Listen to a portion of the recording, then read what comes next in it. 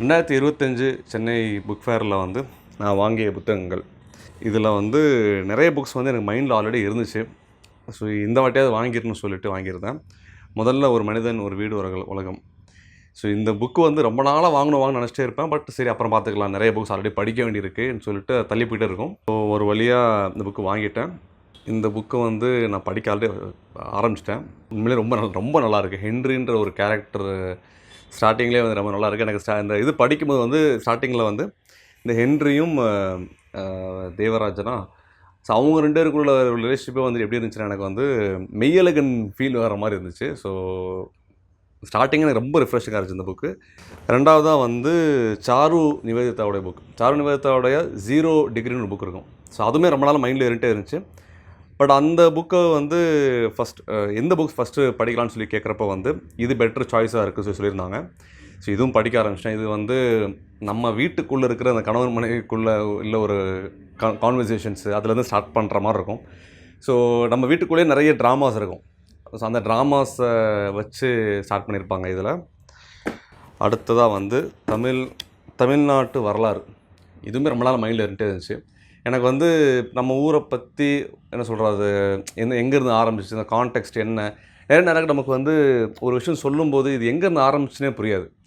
So அதுக்கு வந்து நமக்கு ஒரு ஹிஸ்ட்ரி நமக்கு தெரிஞ்சுன்னா ஏதாவது யாராவது சொல்லும்போது சரி நமக்கு ஒரு பிக்சர் கிடைக்குன்றதுக்காக இது ரொம்ப நாள் நினச்சே இருந்தேன். பட் இது எனக்கு தெரிஞ்சு இது படித்து முடிக்கிறது கஷ்டம்னு நினைக்கிறேன். Will see. அடுத்ததாக வந்து இப்போ ரீசெண்டாக நான் கார்ல் யங், ஃப்ரூய்ட் பற்றி படிச்சுக்கிட்டு இருந்தேன். அதனால் இந்த புக்கு பார்த்தோன்னையும் இந்த புக் வாங்கணும்னு தோணுச்சு. இந்த புக் கொஞ்சம் இது இப்போ வாங்கினதுல வந்து எனக்கு தெரிஞ்சு இது கொஞ்சம் காஸ்ட்லி. புக்கோட சைஸ் ரொம்ப சின்னது தான். பட் இது ஆல்மோஸ்ட் 750 ருபீஸ் கிட்ட வந்துச்சுன்னு நினைக்கிறேன். 750 ருபீஸ் வந்துச்சு. இதுவுமே வந்து சப்ஜெக்ட் வைஸ் கொஞ்சம் டிஃபிகல்ட்டுன்னு நினைக்கிறேன். கொஞ்சம் ஃபோக்கஸ் பண்ணி படிக்கிற மாதிரி இருக்கும்னு நினைக்கிறேன் இது. எஸ், கார்ல் யங், ஃப்ரெய்டுக்கு அப்புறம் வந்து கார்ல் யங்கோடைய பெர்ஸ்பெக்டிவ்ஸ், அதுக்கு முன்னாடி என்னென்ன பெர்ஸ்பெக்டிவ்ஸ் இருந்துச்சு. ஸோ ஃபஸ்ட்டு சாப்டரில் ட்ரீம் பற்றி சொல்லியிருப்பாங்க. ட்ரீம் வந்து நம்ம ஒருத்தவங்களோட சப்கான்ஷியஸ் மைண்டை புரியறதுக்கு வந்து எவ்வளோ முக்கியம்.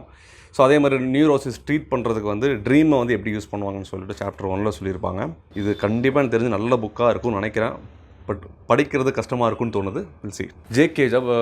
ஜேகே வந்து புக்ஸாக நான் படித்ததே கிடையாது. நிறைய வீடியோஸ் பார்த்துருக்கேன் அவரோட வீடியோஸ்.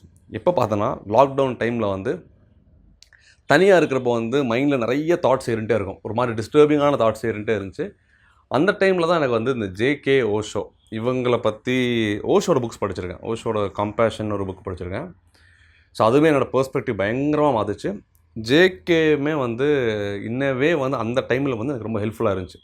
இவருடைய எல்லா புக்ஸ் பார்க்குறப்போ இந்த புக்கு பெஸ்ட் ரிவ்யூ இருந்துச்சு. ஸோ இந்த புக்கு வாங்கியிருக்கேன். போன வருஷம் நிறைய புக்ஸ் வாங்கினேன். பட் அதில் ரொம்ப கம்மி புக்ஸ் என்னால் படிக்க முடிஞ்சிச்சு. இன்னும் படித்து முடிக்கலன்னு நினைக்கிறேன். நான் போன வருஷம் வாங்கின புத்தகங்களில் இந்த வருஷம் கொஞ்சம் சீரியஸாக டைம் ஒதுக்கி படிக்கணும்னு நினச்சிருக்கேன். Will see, wait and see. So இந்த சேனலை ஃபாலோ பண்ணுங்கள். ஹோப்ஃபுல்லி இந்த புக்ஸ் சம்மந்தமான வீடியோஸ் எல்லாமே வந்துட்டு இந்த சேனலில் நான் போடுவேன்.